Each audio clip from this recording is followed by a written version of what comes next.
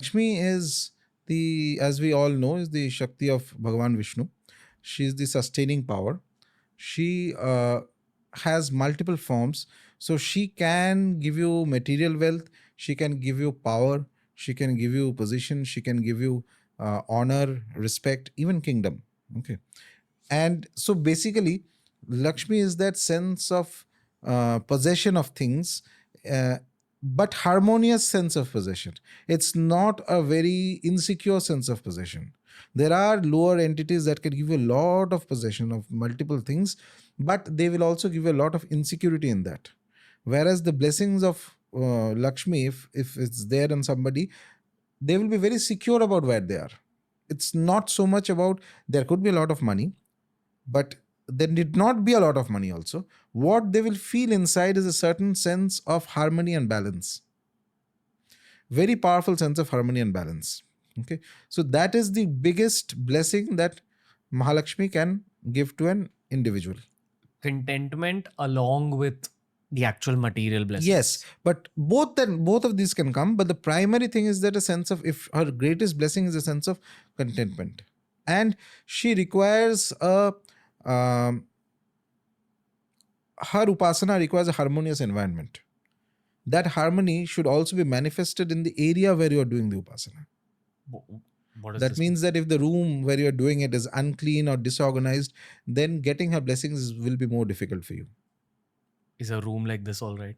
No, so even here, everything has to be, so when one is doing a puja, and leaving aside maybe 1-2% individuals who are superbly gifted in spiritual practices, for ordinary persons in the puja room, there should be everything in a harmonized manner, in a secure manner, so that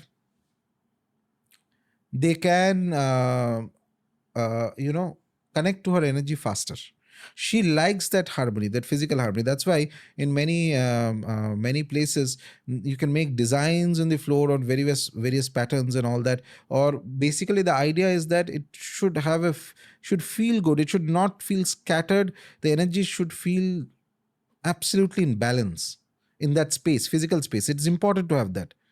Whereas for Saraswati, just to give a comparative point, there will be great artists. If you look at their working desk, it will look like a complete mess. The pen is here, the paper is there, something, etc., etc. Nobody knows what is where, only that person really knows. But the output is terrific. Is there a tantric form of Maa Lakshmi? Yes, that's called Kamalātmikā. So she is one of the Mahāvidyās. Let's turn to the screen for the first time. Kamalātmikā. The images are probably the best way to understand. So all these are Kamala images only. So different variations of it. You can choose any one. Okay. You know, a layman would assume that this is Maa Lakshmi. Yes. But it's not. Not. So the mantras will differ. But the puja paddhati will differ.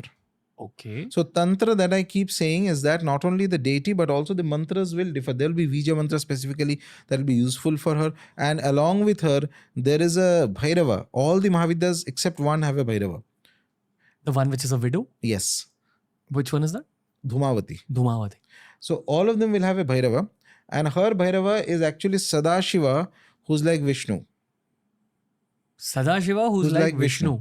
That is her Bhairava. And Kamalātmikā mantras also work very wonderfully for people who are interested in wealth and other things. So one of the things about the tantric forms of the deities, the mothers, various Tantra is, as I keep repeating, Tantra has a fascination with understanding power.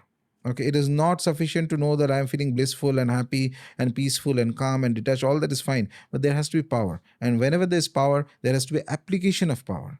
There is nothing like I'm very powerful, but nobody has seen me applying that power. तो फिर तो वो बस statement हो गया, इसको कोई मतलब नहीं है.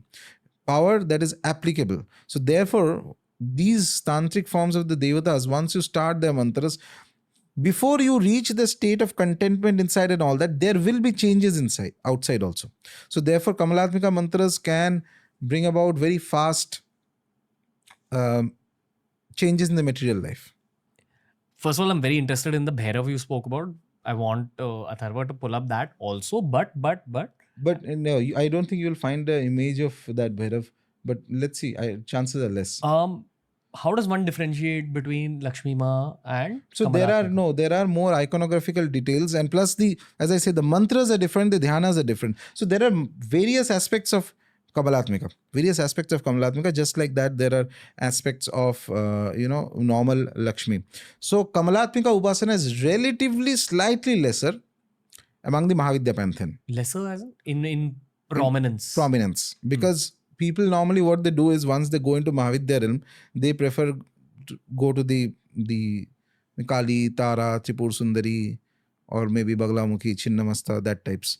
Kamalatmika is also there, but slightly lesser. Just give out the names without explaining, because we'll cover all of them, but what are the names? Kali, Tara, Tripur Sundari, or Shoroshi we call her. Then Bhuvaneshwari, Tripur Bhairavi, Chinnamasta, Baglamukhi, Dhumavati, Matangi, Kamalatmika. These are the 10. Gotcha. Dialing it back down, coming back to the basic deities. When we're talking about just Lakshmi Ma in her sattvic form, can she take you to that final point of liberation? Yeah, if you look at Mahalakshmi as a supreme deity, yes, why not? So in certain, I think Vaishnava Sampradayas also, they have Mahalakshmi as one of the main deities who can take somebody to the ultimate state. But there is also another Mahalakshmi which comes to us from the Devi Mahatyam, where she's a warrior goddess. So it is believed that the form of Durga that we worship is actually derivation from that Mahalakshmi. Oh. That Mahalakshmi is 18 armed, has weapons in all her arms, and she goes into battle. Any different from Kali Ma? Yeah. Very different from Kali Ma. These various forms were created for the sake of the upasakas. Okay. The mantras will change. As the mantra changes, the forms changes. But more or less, broadly, there is Kali, there is Lakshmi, there is Saraswati. These deities are there. Their mantra changes, and therefore their iconography will have certain changes.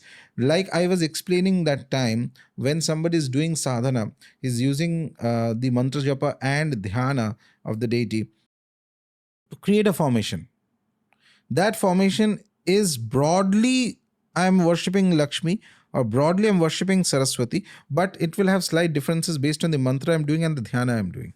And that formation will eventually lead you to a higher condition. By formation, you mean visualization. Visualization that takes a life of its own in the astral plane. Which in the West is called conjuration magic. Yes, but this is more powerful than that. You're building your own.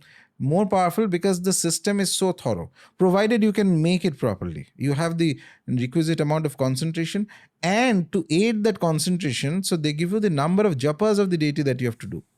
So when you're doing a mantra sadhana, if you're doing it formally, after initiation and all that, the guru may tell you that you have to do 1 lakh japa, 4 lakh japa, 5 lakh japa of the mantra with certain restrictions. So once you enter into that process, the repetition of the mantra generates the energy that drives the form that you are meditating on.